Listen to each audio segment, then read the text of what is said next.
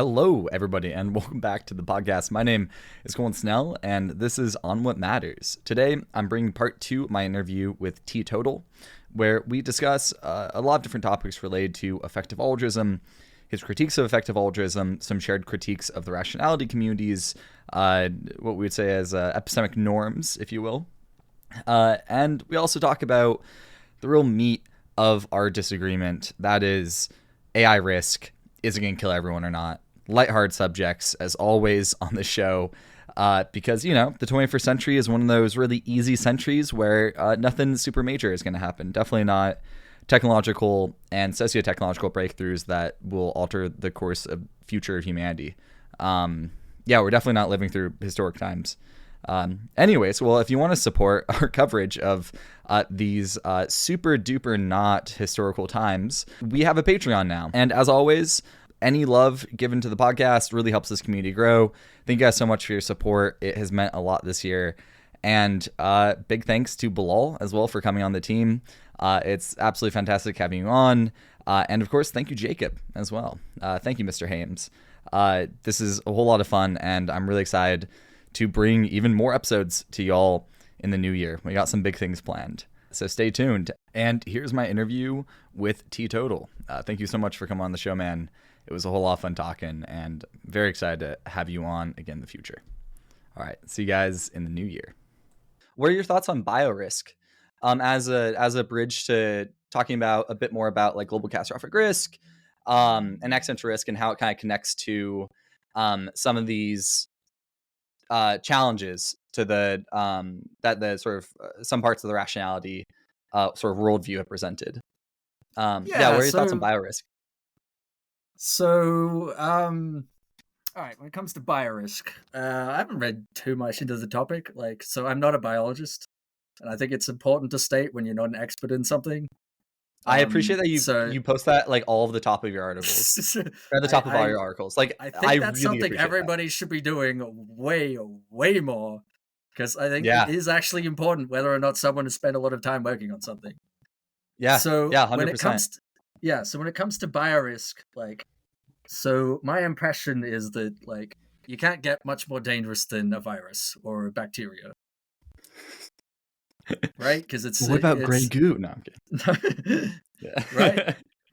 Yeah. So my impression is that people think that the biorisk from a naturally occurring disease is very low, because as it gets more deadly, it gets less transmissible, and that there'll always be little pockets of people. There'll always be little pockets of people who are isolated from the widespread thing.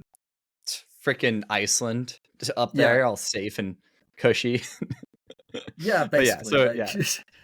And so there's global catastrophic risk scenarios that could still happen. However, rebuilding, we have enough island populations that, some coordination happen. It wouldn't probably put a total cap on what we can do, given a really bad natural pandemic. It would kill a lot of people. It's horrible. We need to work to stop it. But Yeah. So I guess the thing that you guys are more interested in is engineered ones, right? Yeah.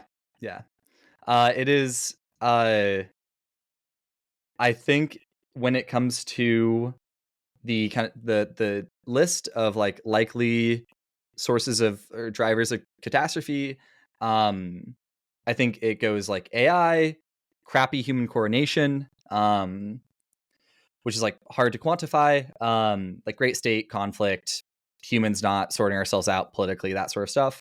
And then after that, for me, it's biorisk. That's a little bit not controversial, but I think the general kind of list is AI, biorisk, like nukes, climate. Sometimes nukes are placed above biorisk, sometimes not. Generally, if you talk to biorisk people, the more experienced they are, the more they are terrified about biorisk. And I think that's a pretty good reason.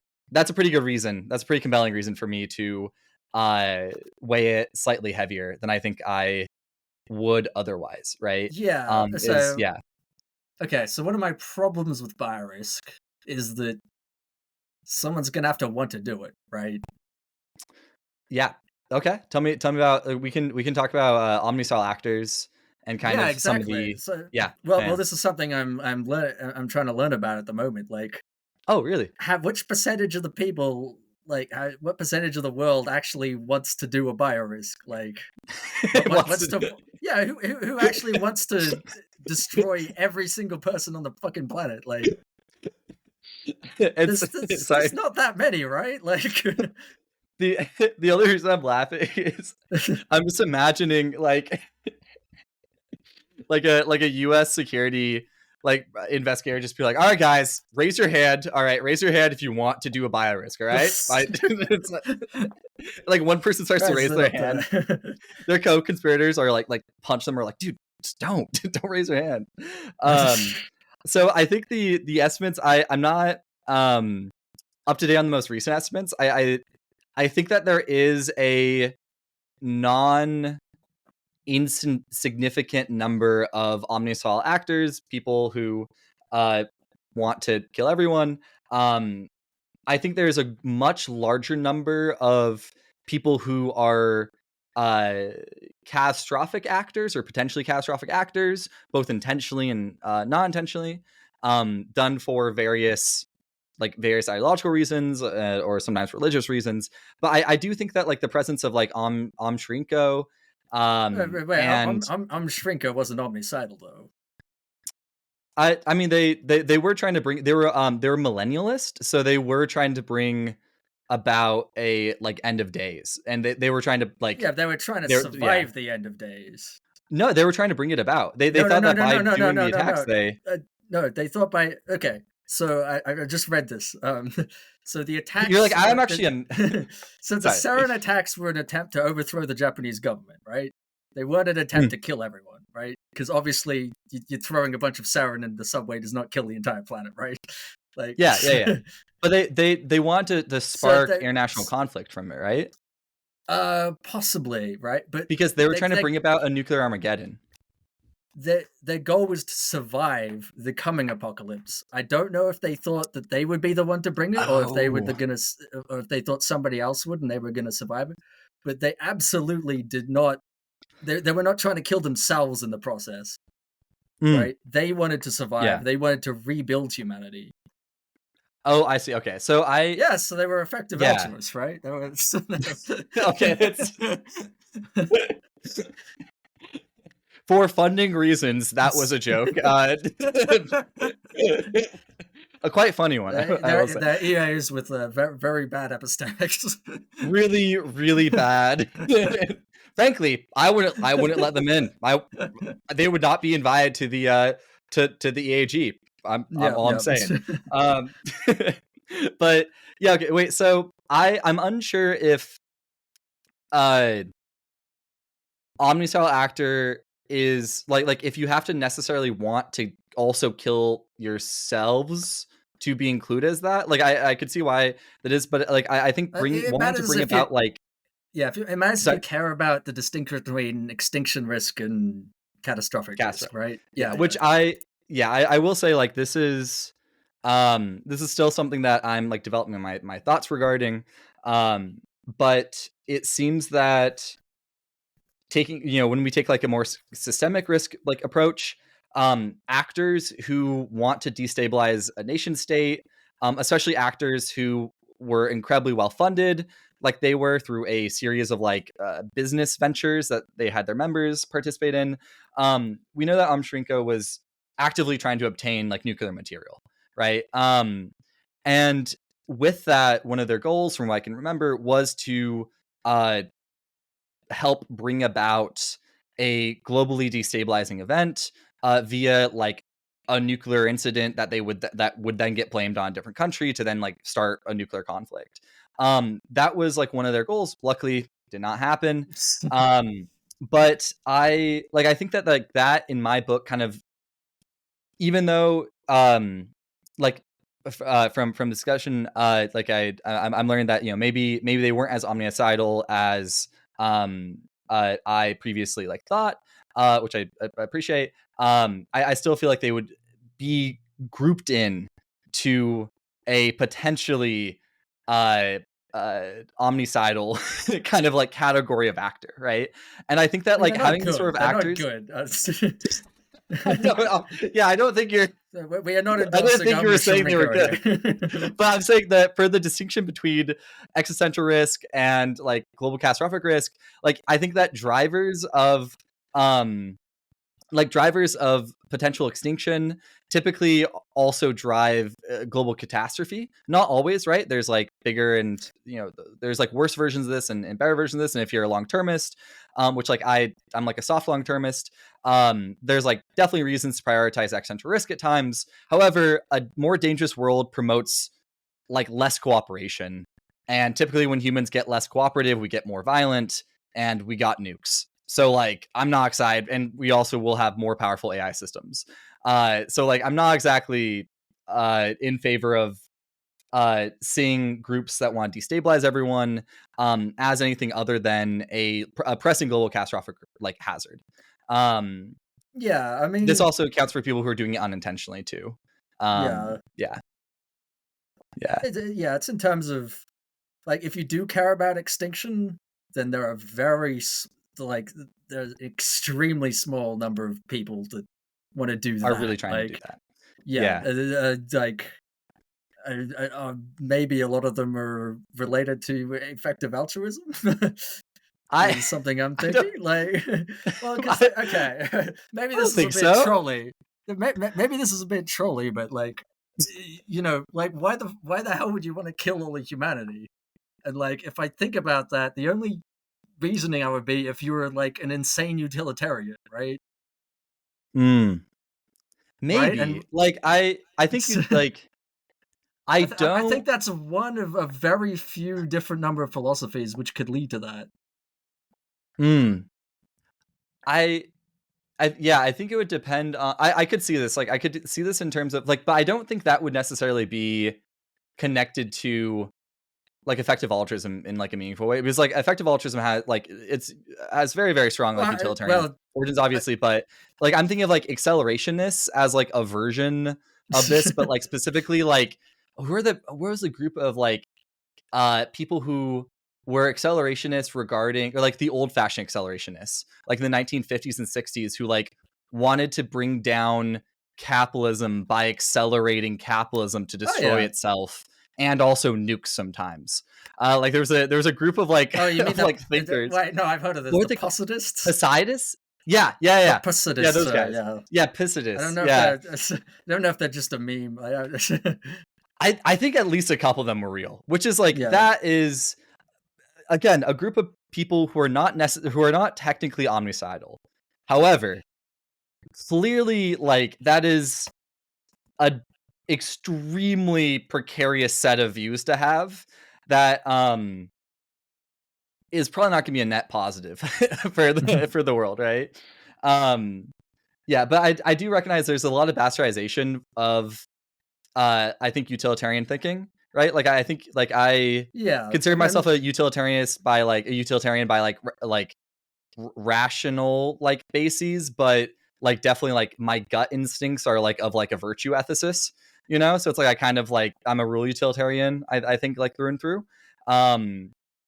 And I think that there's good rule utilitarian reasons to object against, this is a hot take, prioritization of at this point in history, prioritization of species that are not human, because humans can like have greater like knock-on effects.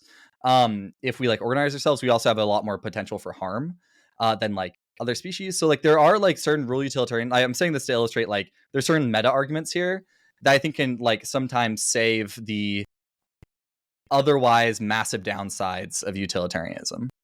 I don't know if that makes sense. Yeah, I mean, I think I'm still working out my thoughts on this one, but yeah. Hey, it can be a continued discussion. Discuss it. Yeah. I might ask you about the omnicidal actors later, because that'd be awesome. Post on that. That's absolutely fantastic to hear. In favor of being an omnicidal actor. We are approaching an hour and 15, so we can start to like wrap up soon here. But I wanted to ask a little bit about one of the most interestingly titled articles you have, the Leroy Jenkins principle. how faulty AI could guarantee warning shots. And then we can wrap up. We could wrap up with that. But before discussing that, I want to also ask a little bit about the motivation gaps piece. One of the big reasons I initially reached out was to hear about your critique of EA, of like your critique of critiques of EA being hostile and lazy sometimes. I want to hear your thoughts on this. Yeah. So it is kind of funny, as someone who is pretty much just a critic. Like, I spent almost all my time with these blog posts critiquing. But essentially, I just wanted to get across to people, because I feel like if I'm thinking like an EA who like is trying to look for criticism, and they look at critiques, and what they'll encounter is just critiques that aren't very good, that they don't seem to grep it, they don't seem to understand. And it's like, oh, they're making beginner mistakes, and like everyone knows that's being rebutted now and then. It's like, oh, why are these people being so yelly and like, and doing this and doing that, and like, why does it come off as so lazy, and why do I just get banned from these forums or whatever? Yeah. And I think, and I'm worried that people are coming from those experiences, and that the thing they're taking away is that, well, obviously we must be right about everything because this critique is so bad, right? Because the critiques are shit. Yeah. Critiques are bad. But like, I want to argue the opposite, is that like the reason critiques are bad is because because the critics don't generally care, right? If you actually talk to people about this who aren't engaging, like I have none of my friends are EA. None of my friends in real life have any connection with these communities at all. It's like, and whenever they encounter any of these ideas, they're like, yeah, that seems kind of dumb, right? And that's the most common critique, and that's that's a common opinion, and I think a lot of the times a correct opinion. But why you gotta understand, like, why would anyone go into your community, learn all your lingo, learn all your like little argument protocols, learn all your argument protocols, learn the jargon or whatever, and like, why would anyone be motivated to do that? Like, what do they get out of that? Like, and it's a lot of work to do a full in-depth critique of one of these. But I think a lot of the things I've written up, like a lot of these critiques, which have been super well received, and everyone's been like, "Oh yeah, great upvotes and everything." Like, they all come out of like a couple of snippets of someone on someone like a mock thread has been like, "Huh, this is dumb because of this, blah blah blah," and it's like a sentence. And it's like, obviously, if someone posted that sentence on the forum, people would be like, well, no, that's because of this. But if you actually like dig into it and you think it through and think of, hey, what if someone with the resources of a CEA or one of these like philosophical places developed that one dumb line, then it suddenly becomes like actually quite a crushing critique. And they've actually like, it's just a matter of that no one's bothered to do it, because why would you? There's no incentive on like the critique side. There's a few things I would like to push back on here. But I would first off thank you, like that. This makes a lot of sense. I think one of the biggest kind of glaring examples would be a lot of these EA organizations would say, hey, well, like, we actually have seen the need for improving the community in certain ways, and have like done like red teaming exercises. And I definitely have like some critiques of the red teaming exercises, like how they've been set up, certain incentives and stuff there.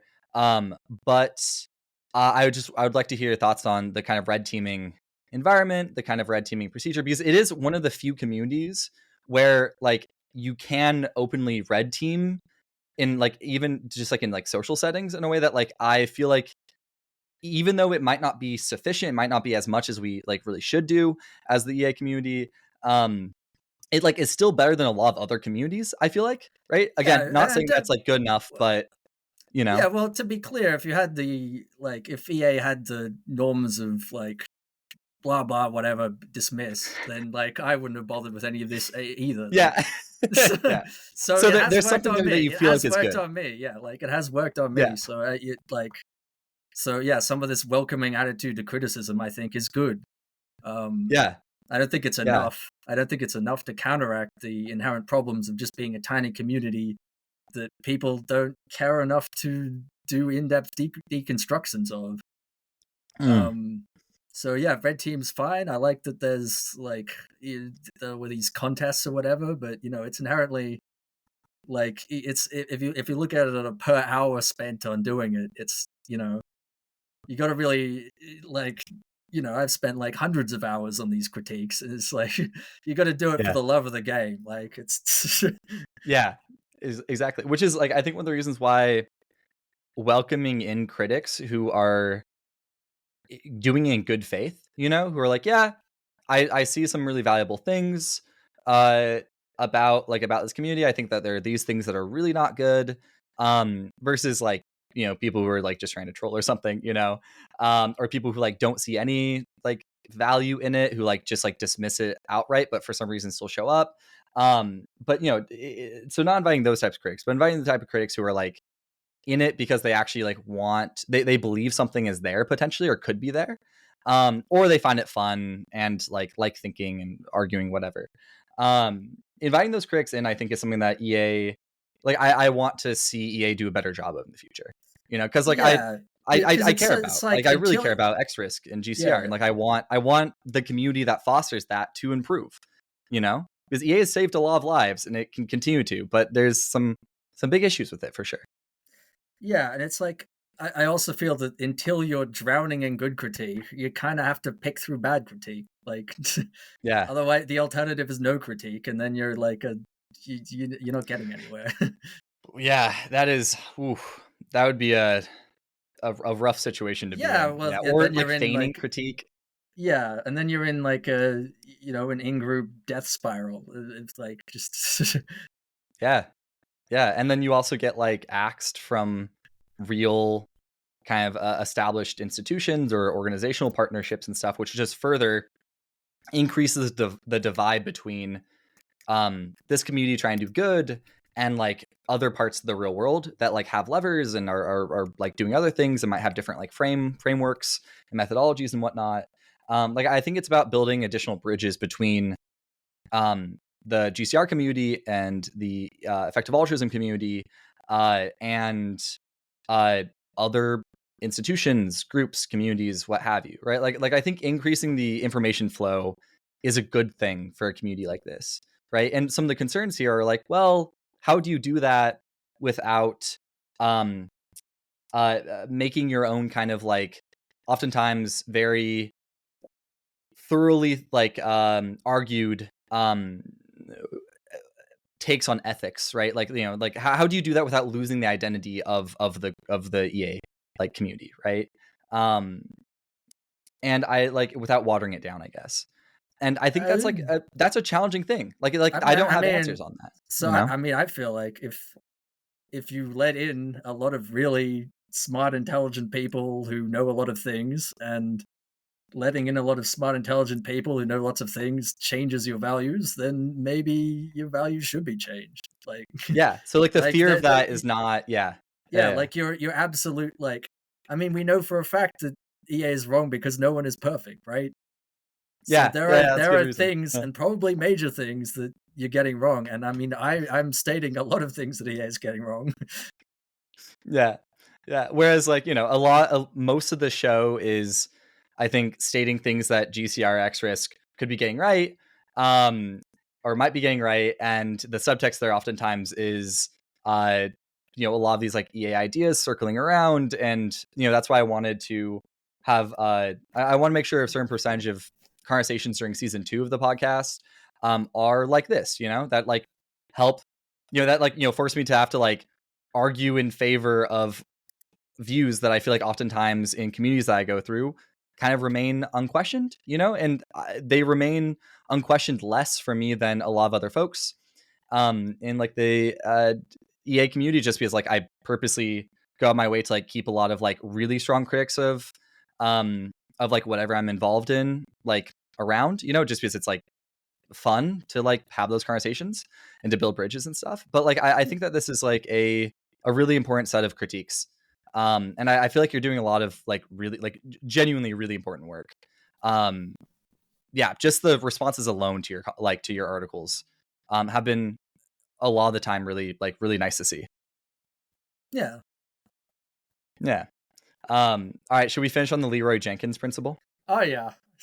All Oh right, yeah. tell When I me saw about what it, it. when I saw a chance to put that as the title, I was like, yeah, let's go.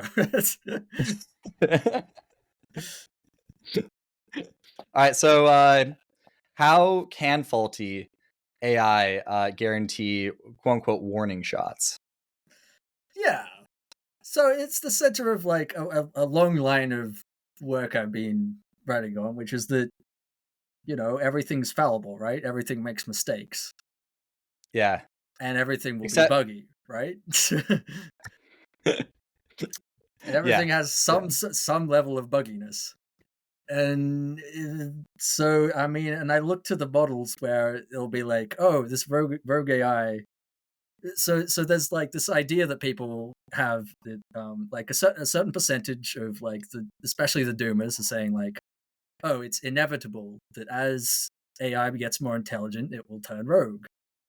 Hmm. It will decide, oh, the way to achieve my goals is to destroy humanity and kill everyone. And then it's Hmm. like, and so the reasoning is that like, oh yeah, it'll get powerful and powerful and powerful and powerful, and then it'll kill us all, and then there'll be nothing in between. And then you're And like, for context here, one of the main like mechanisms here, as argued, um, is instrumental convergence. Saying this for like any folks listening who might not be super familiar with it is the idea that given any goal, there are likely reasons to think that there might be kind of like universally useful things to obtain in pursuit of basically any goal, right? So like if I have the goal to the example commonly given is like the paperclip one. We can go with a more fun one of like of discovering as as many fundamental laws of nature as possible or something like that, or exploring the stars. At a certain point, if you're optimizing for just that goal, irrespective of anything else, without any pro-social evolutionary like reasons or like drives or whatever, it can be easy potentially to slip towards, oh, I should ensure that I can't get turned off, or oh, I should ensure that I have as much power in terms of like electrical power as I possibly can have access to, because that will help me, do more compute earlier, which will like actually maximize my odds of accomplishing the goal, right? Of maximize the reward function. And this is a major argument in books like Human Compatible and other kind of like fundamental texts about AI risk. But I just wanted to fill that context in. yes, But please continue. yes. To be clear, I don't buy that. I don't. Yeah. So I don't buy this. So I don't buy that like there actually is inevitably a hard left turn into evilness. Sorry, malevolentness or whatever. But just imagine that it is, and like that this is true, and that every time that every single AI, once it gets above a certain intelligence measure, will turn evil. Yeah. Yeah, well, it's increasing as an intelligence, so it's not perfect at any of these points. Like, it's not perfect at predicting things, it's not perfect at planning, and it's not perfect at executing, right? Especially earlier on when it's like a bit of a dumbass, right? Yeah. So there's nothing in that says a dumbass AI can also decide that it wants to take over the world. And if a dumbass AI wants to take over the world, there's nothing to say it might not launch its dumbass plan to try and take over the world and then fall flat on its fucking face. I really love the idea of this as like I was when I was reading it, I was thinking of like the Dunning-Kruger curve, but for AI risk is I like mean, this is for folks who don't know, the Dunning-Kruger curve is like is a fairly like robustly place finding in psychology around people who typically know less about a thing like will like overestimate how much they know about a thing. And as you learn more, you tend to like doubt how much you know about that until like really far on. Then if you know absolutely nothing about a thing, then you can usually know you know nothing about the thing. But like when you know a little bit about a thing, you overestimate your knowledge and ability within that. yeah. I love that this is just like so entertaining and interesting to think about. It's just like the idiot AI. It's just like It's like, and if you think about it, like, you can be flooded with like the OpenAI or whatever, they're testing different models every day. And if one of those test models gets the idea, hey, I want to turn evil, then it tries to break out and it'll fail horribly, but people will notice, right? And then Yeah, hopefully. and that's not gonna stop as it gets more as it gets more thing. Like there's no rule that says AIs have to be rational, Like intelligence and rationality may be correlated, but they aren't perfectly correlated. That's something that I don't have strong views about. I really don't know what I believe there, because I could see both cases being true. That rationality is like essentially built off of intelligence, and I can say I it's could also not. see that they're I could say it's not true for humans because we can just that's point. fair. You can just point to really smart humans who believe in sane things, right? When a theme throughout this discussion has been certain social dynamics that can sometimes breed that behavior. But I'm curious. So I think one of the potential counters here is oftentimes we understand intelligence by looking at humans, and the pitfalls of it, right, or lack thereof as well sometimes. And I think that with humans, there's probably a greater set of behavioral motivations that can cause us to overestimate what we're capable of. Whereas for an AI system without the same kind of evolutionary priming, potentially, that it might not actually be advantageous there. It might actually be better to be to take a more hesitant approach to exercising one's power. Well, okay, And I think it enters the realm of obscure here, too obscure to know, really. I mean, so one model might be cautious, one model might not be cautious. It's I there's see. no, and it's sometimes being cautious is bad for you, and you gotta it's a very difficult problem, and nothing can do it correctly, right? I like the idea that we just train an AI model. We're just hey, take inspiration from Julius Caesar's books. Read The Conquest of Gaul and then tell us how this informs your approach to accomplishing any goal. It just immediately becomes the kind of oh, let's destroy the Republic right now. Just immediately becomes just a sociopath. So but I think that one of the issues potentially here is this is not always how AI systems are trained, right? It's a lot of AI systems, they'll take it's not there's as broad of a band of different behaviors that AI systems are being tested on or trained on, right? So I think that that might mean that there might be less of a chance for dumb AI guaranteeing warning shots before it's dangerous, because of we don't have the same variety of AI models potentially. It's not exactly clear that would happen, the variety. I mean, I don't know. Okay, so another argument I like to make is if something is true of current day AI and something is true of humans, then it seems like a fair extrapolation to think that it'll be true of more advanced AI as well, right? I think this is a dangerous line of thought in the sense of I think I've seen this lull different critics of AI risk, especially into underestimating how strange intelligence really is as a phenomena. Human intelligence is one very specific type of it.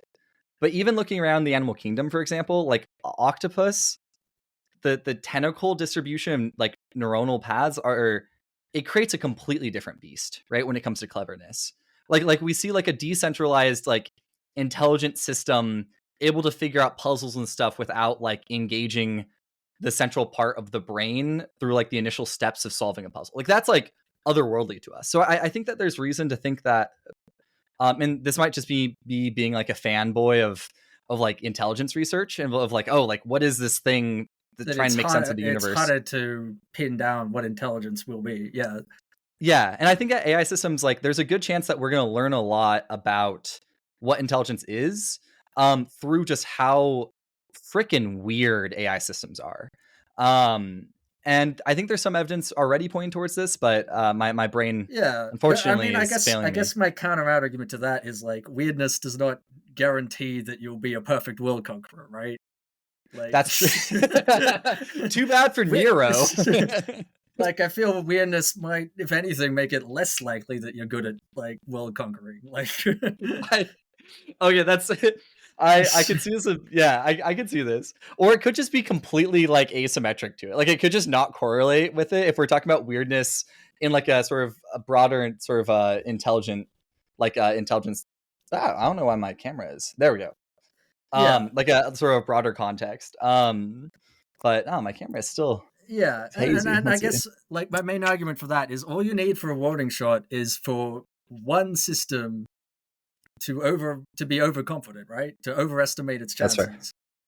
Like, Yeah. and So if because we train it, yeah, sorry. because there's no, it can never wait forever. There's always a cost to waiting, right? Fair point. Yeah. There's other Yeah. AI systems coming in. They could steal your thunder. They could like be more powerful than you. They could get more compute than you. They could beat you out. So like Yeah. a lot of the times it's a First state of mover.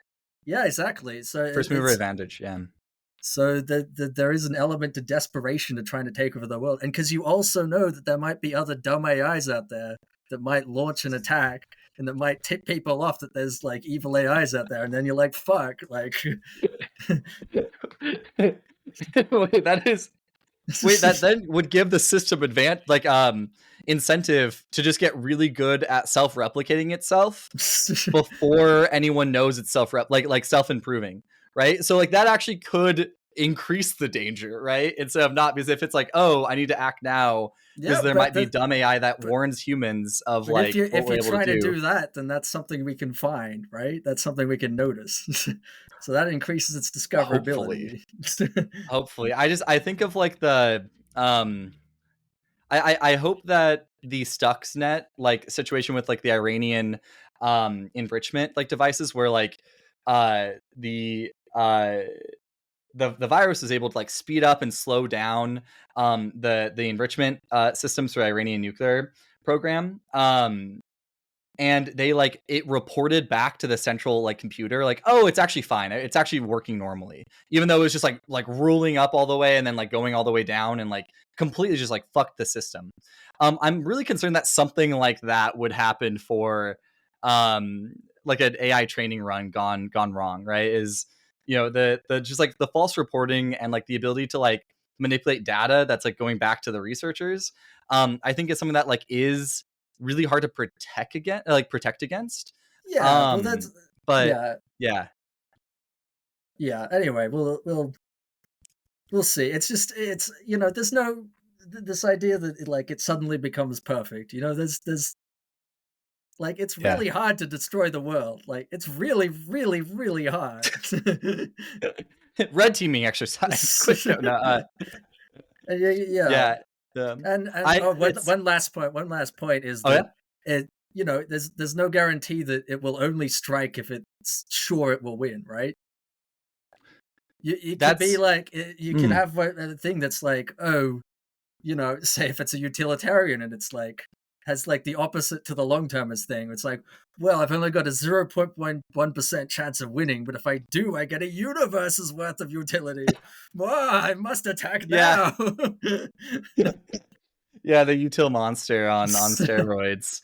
Oh man, it's like an angry god in a box. I think that there's like a decent like I wouldn't be super surprised if like there just is an effort to like make systems amoral almost because of this, which like is like a whole nother bag of worms we can discuss at some point, but it's a lot more speculative, of course. But I guess like the one of the final points I think that's important that I think like has caused me to prioritize global catastrophic risk as something that I'm spending my life on is I think it's made me appreciate how vulnerable human systems are and how resilient like communities and individuals can be, right? It's kind of this like duality of, of man type situation.